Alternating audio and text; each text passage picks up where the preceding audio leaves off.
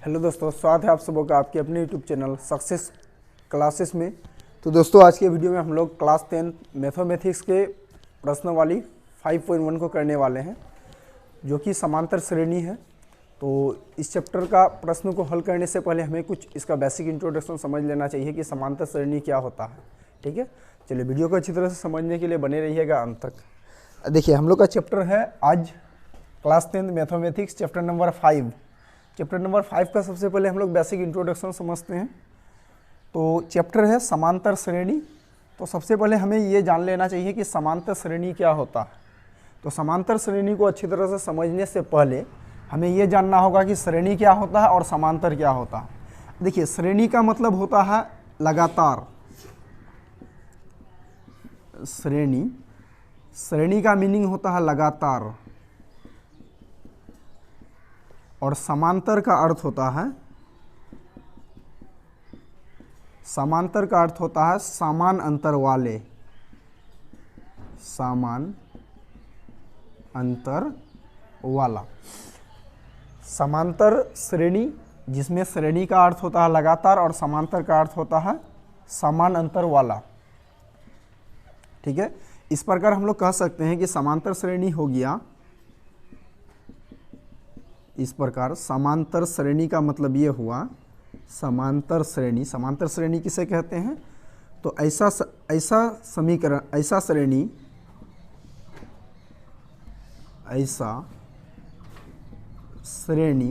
जिसमें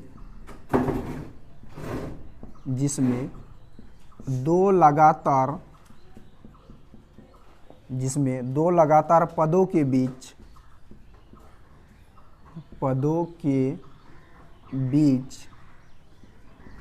का अंतर समान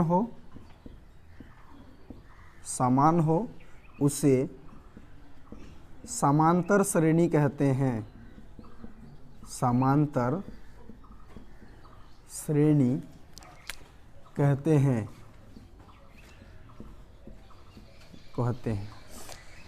समांतर श्रेणी किसे कहते हैं? ऐसा श्रेणी जिसमें दो लगातार पदों के बीच का अंतर जो है वो समान होना चाहिए, उसे समांतर श्रेणी कहते हैं। फॉर एग्जाम्पल के तौर पर इसमें समझ लीजिए। एग्जाम्पल, जैसे एक पद है 5, फिर 10, 15, 20, 25, इस तरह से और भी आगे। तो यहाँ दो लगातार, ये 5, 10, 15, 20, 25 इस तरह से अनंत तक, ये क्या है? एक तरह से पद है। और इसमें देखो, दो लगातार जो पद है 5 और 10, इसके बीच का अंतर कितना है? 5 है। फिर उसके बाद दूसरा लगातार पद 10 और 15 के बीच का अंतर क्या है? 5 है। फिर 15 से 20 का अंतर 5 है। 20 से 25 का अंतर 5 है। तो एक ऐसा श्रेणी जिसमें दो लगातार पदों के बीच का अंतर जो है वो समान होना चाहिए, इसे समांतर श्रेणी कहते हैं। अब आगे देखिए, समांतर श्रेणी का जो रूप होता है, समांतर श्रेणी इस रूप में होता है। समांतर श्रेणी को हम लोग इंग्लिश में एपी कहते हैं, और यानी समांतर श्रेणी को इंग्लिश में एपी कहेंगे। और ये समांतर श्रेणी का जो सामान्य रूप होता है वो A1, उसके बाद दूसरा को बोलते हैं A2, फिर A3, A4, इसी तरह से AN तक, यानी कि अनंत तक होता है। समांतर श्रेणी को A1, A2, A3, A4, इसी तरह से A5, A6 और लास्ट वाला जो पद होगा AN द्वारा दर्शाया जाता है। यानी कि यहाँ जैसे लिखे हैं 5 को कहेंगे A1, और यहाँ लिखा गया 10 को कहेंगे A2, और यहाँ 15 को कहेंगे A3, और 20 को कहेंगे A4। इसी तरह से 25 को बोलेंगे A5। फिर इसी तरह से 25, 30, इस तरह से लगातार अनंत तक चलते रहेगा, लेकिन लास्ट वाला जो पद रहेगा उसको कहेंगे A1।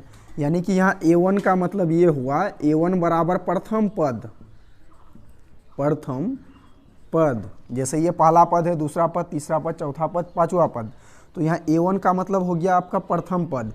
उसी तरह से A2 का मतलब हो गया दूसरा पद।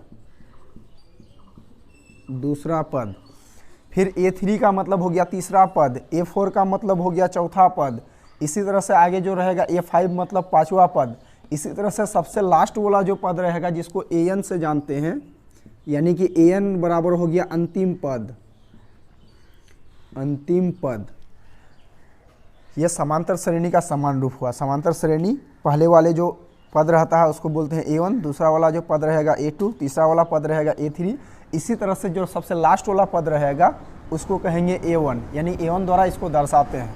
जिसमें क्या हुआ, A1 मतलब पहला पद, A2 मतलब दूसरा पद, उसके बाद A3 मतलब तीसरा पद, और इस तरह से जो सबसे लास्ट वाला पद रहेगा अंतिम पद उसको AN द्वारा सूचित करते हैं। चलिए यहाँ तक आप लोग उतारिए, फिर से समझिए इसको। देखिए चैप्टर है समांतर श्रेणी, ये चैप्टर नंबर 5 है, समांतर श्रेणी। तो समांतर श्रेणी क्या होता है, इसको अच्छी तरह से समझने से पहले हमें क्या करना है, श्रेणी और समांतर के बारे में समझना है। देखिए श्रेणी का अर्थ होता है लगातार, लगातार चलने वाली। उसकी तरह से समांतर का अर्थ होता है समांतर, यानी कि समान अंतर वाला। इस प्रकार समांतर श्रेणी का अर्थ हो गया एक ऐसा श्रेणी जिसमें दो लगातार पदों के बीच जो अंतर होगा वो समान होगा, उसे समांतर श्रेणी कहते हैं। फॉर एग्जाम्पल के तौर पर 5, 10, 15, 20, 25, उस तरह से 30, 35, इसी तरह से आगे बढ़ते रहेगा।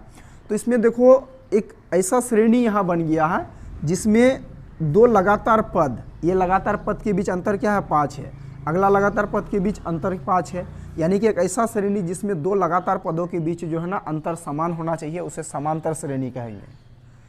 और समांतर श्रेणी का जो सामान्य रूप होता है, यानी कि पहला वाला A1 कहते हैं, दूसरे वाले को बोलते हैं A2, तीसरा वाला पद को बोलेंगे A3, चौथे वाले पद को A4, फिर पांचवें वाले पद को A5, इसी तरह से जो लास्ट वाला पद होगा सबसे अंतिम वाला उसको बोलेंगे A1 द्वारा इसको हम लोग दर्शाते हैं।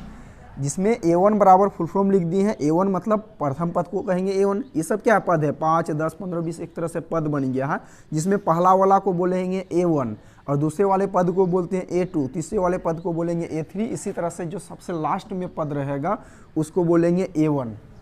AN मतलब अंतिम पद। चलिए अब उसके बाद देखिए नेक्स्ट टॉपिक अगला है। देखिए जैसे कि दो लगातार पद लिखे हैं, दो लगातार पदों के बीच जो अंतर आता है ना 5, इस अंतर को बोलेंगे सार्व अंतर, यानी कि जो दो लगातार पदों के बीच जो अंतर आता है उस अंतर को बोलते हैं अब सार्व अंतर। तो देखिए अब सार्व अंतर के बारे में समझते हैं। सार्व अंतर, सार्व अंतर को हम लोग कॉमन डिफरेंस भी कहते हैं, कॉमन डिफरेंस।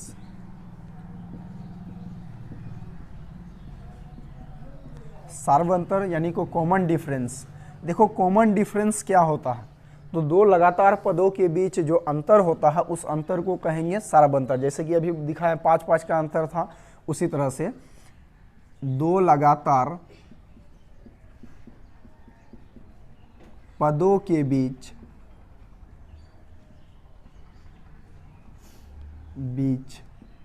जो अंतर होता है, दो लगातार पदों के बीच जो अंतर होता है उसे सार्व अंतर कहते हैं, उसे सार्व अंतर कहते हैं। और सार्व अंतर को जो है ना D से सूचित करते हैं, इसे D द्वारा दर्शाया जाता है।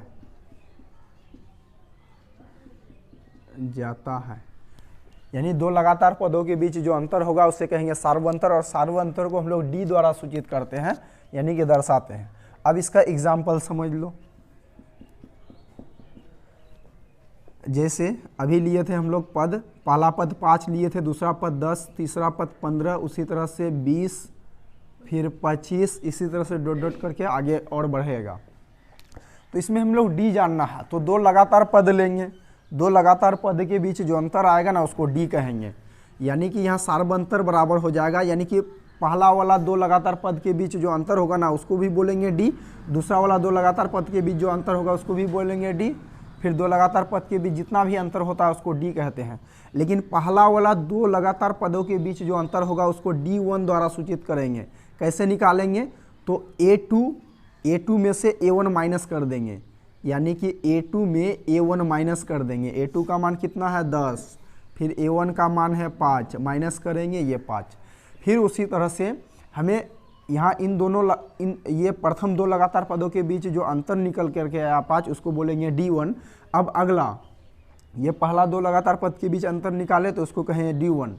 फिर अगला इन दोनों लगातार पदों के बीच दूसरे लगातार दो पदों के बीच अंतर निकालेंगे, इसको D2 द्वारा सूचित करते हैं। D2 कैसे निकालेंगे? तो A1 है, A2 है, A3 है। तो A3 में से क्या करना होगा? A2 माइनस करना होगा। तो A3 में जब हम A2 माइनस कर देंगे, यानी कि 20 में अगर 15 माइनस कर देंगे, 20 में अगर 15 माइनस कर देते हैं तो 5 आ जाता है, तो इसको कहेंगे D2, यानी कि सार्वअंतर, दूसरा सार्वअंतर। उसी तरह से D3 कैसे निकालेंगे? तो तीसरा लगातार पद, ये पहला दो लगातार पद, दूसरा दो लगातार पद, तीसरा दो लगातार पद, तो तीसरा दो लगातार पद के बीच जो अंतर होगा उसे कहेंगे D3, यानी तीसरा सार्वअंतर। D3 कैसे निकालेंगे? तो A1, A2, A3, A4, यानी कि A4 में से क्या करना है? A3 माइनस करना है। देखिए D निकालते हैं कैसे? जैसे D4 निकालना है तो A लेंगे, A में सब तीसरा के बाद चौथा वाला मान, यानी कि D3 निकालना है तो A के साथ कौन सा मान लेंगे? तीसरा निकाल रहे हैं तो चौथा वाला, एक हमेशा बड़ा में से छोटा को माइनस कर देना है। तो D3 निकाल रहे हैं, 3 है तो 4 लेना होगा, यानी कि A4 में से क्या करना होगा? A3 को माइनस कर देना होगा। A4 कौन सा है? 1 2 3 4, ये 20, और A3 कितना है? 15, यानी कि 20 में से 15 माइनस कर देंगे, 20 में से 15 माइनस कर देंगे, फिर वही हो गया।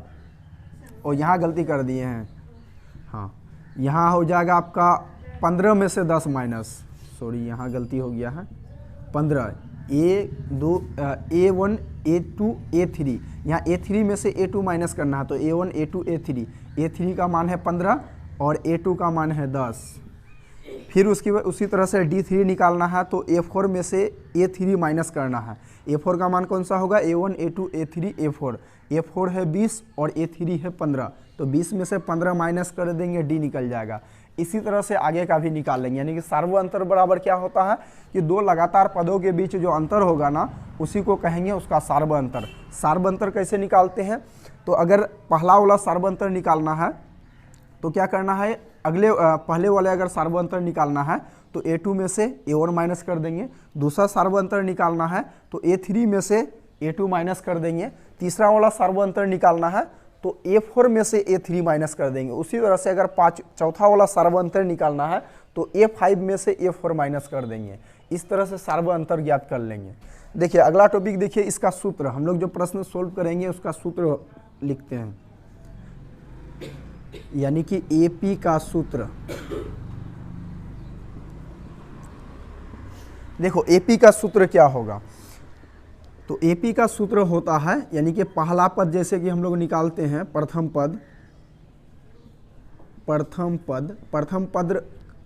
पद को हम लोग A1 से सूचित करते हैं, और A1 का जो मान होगा, जो A का वैल्यू रहेगा वही रहेगा उसका A1 का मान, यानी कि प्रथम पद जिसको हम लोग A1 से सूचित करते हैं तो A बराबर A1 होता है।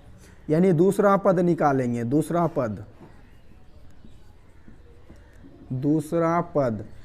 पद को कैसे सूचित करते हैं? A2 से सूचित करते हैं। अब A2 कैसे निकालते हैं? तो A प्लस D करके, अभी ये फॉर्मूला बता रहे हैं, इसको सिद्ध करके भी हम समझा देंगे आपको। उसके बाद जब तीसरा पद निकालना हो, तीसरा पद, देखो तीसरा पद को हम लोग A3 से सूचित करते हैं। अब A3 कैसे निकलेगा? तो A प्लस 2D कर देंगे। उसके बाद चौथा पद अगर निकालना है, चौथा पद को A4 से सूचित करते हैं, और चौथा पद कैसे निकलेगा? तो A में क्या करना है? पहले एक D जोड़े, 2D जोड़े, अब उसके बाद 3D जोड़ देंगे, 3D। उसी तरह से जब पांचवा पद निकालना हो, इसका आगे यहाँ कर लेते हैं, अगर पांचवा पद निकालना हो, पांचवा पद यानी कि जिसको हम लोग A5 से सूचित करते हैं, पांचवा पद को A5 से दर्शाते हैं, पांचवा पद कैसे निकालेंगे, तो a प्लस एक, देखो क्रम बन गया, एक सीरीज बन गया है। पहला पद a के बराबर, दूसरा पद d जोड़ दिए, तीसरा पद a प्लस 2d जोड़े, चौथा पद a प्लस 3d जोड़ दिए। अब जो पांचवा पद हो जाएगा a प्लस 4d हो जाएगा। उसी तरह से जो सबसे लास्ट वाला पद होगा, अंतिम पद अगर निकालेंगे, इसी तरह से छठा पद जब निकालेंगे ना, a6 बराबर a प्लस 5d, इस तरह से होते रहेगा। लेकिन सबसे लास्ट वाला जब पद निकालेंगे, यानी कि जिसको बोलेंगे अंतिम पद, अंतिम पद, तो अंतिम पद जो निकालेंगे, अंतिम पद को बोलते हैं a1। अब अंतिम पद अगर निकालना है तो a plus n minus 1 into D. अब a plus n minus 1 into D क्यों लिखें, तो यहाँ एक चीज़ ध्यान दो, जैसे कि a5 निकाल रहे हैं तो a का मान रहा प्लस 5 में एक घटा दिए, कितना रहा 4d। उसी तरह से n का मान लो कि 10 होगा तो 10 माइनस 1 9d, इस तरह से हो जाएगा। देखो ये फॉर्मूला है, अब इसको सिद्ध करके हम लोग देखते हैं। इसको आप लोग यहाँ तक उतारिए, उसके बाद सिद्ध करके दिखा देते हैं। और फॉर्मूला ये जो लिखे हैं, प्रथम पद के लिए a बराबर a1 बराबर a, दूसरा पद यानी a2 के लिए a प्लस 2d, तीसरा पद बराबर a प्लस 2d, a4 बराबर a प्लस 3d और a5 बराबर a प्लस 4d, और अंतिम पद के लिए यानी an बराबर a plus n minus 1d। इसका देखो ये फॉर्मूला को हम लोग सिद्ध करते हैं।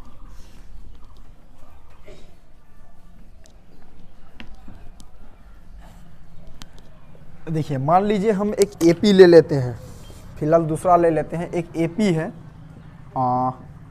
इस तरह से, एक AP है, मान लो कि 5 है पहला पद, दूसरा पद है 7 और तीसरा पद है 9, 11, 13, इस तरह से लास्ट में इसी तरह से बढ़ते चल जाएगा आपका। अब इसमें हमें क्या करना है कि फॉर्मूला को सिद्ध करना है।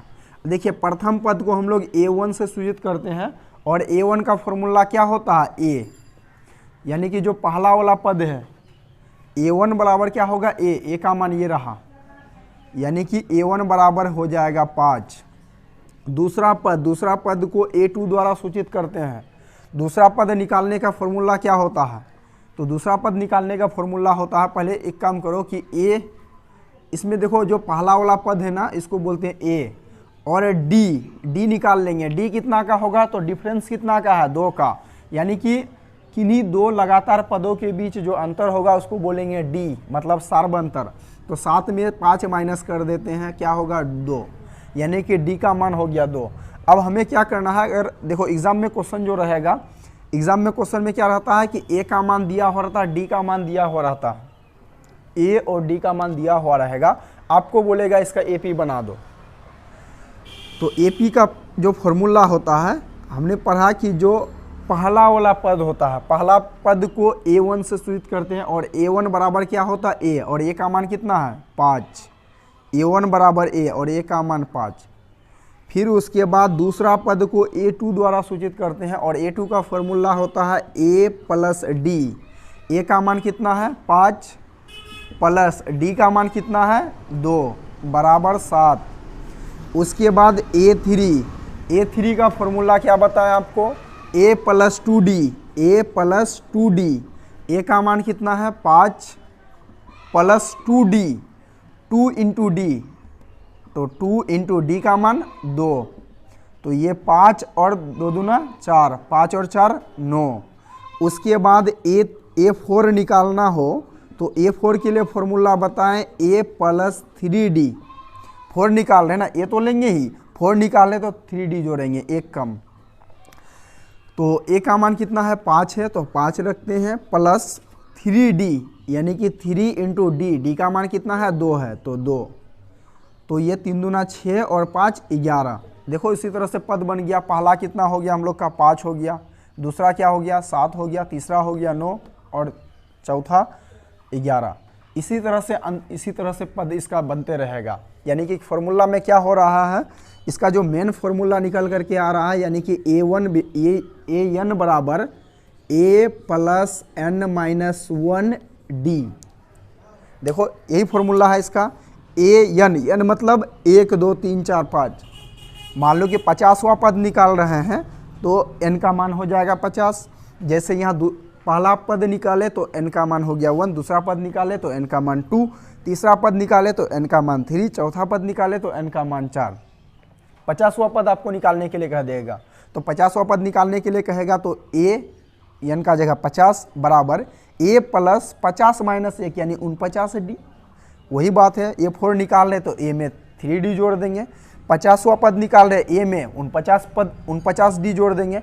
अगर मान लो कि 200वां पद निकालने के लिए कहता है तो a 200 बराबर a प्लस 200 में से 1 कम 199d, इस तरह से जोड़ देंगे। यानी कि AP का जो सामान्य फॉर्मूला हुआ, मेन फॉर्मूला हुआ an बराबर a plus n minus 1d। ये आपको फॉर्मूला याद रखना है। इतना इस चैप्टर का ये बेसिक इंट्रोडक्शन था। अब उसके बाद क्वेश्चन को देखते हैं हम लोग एक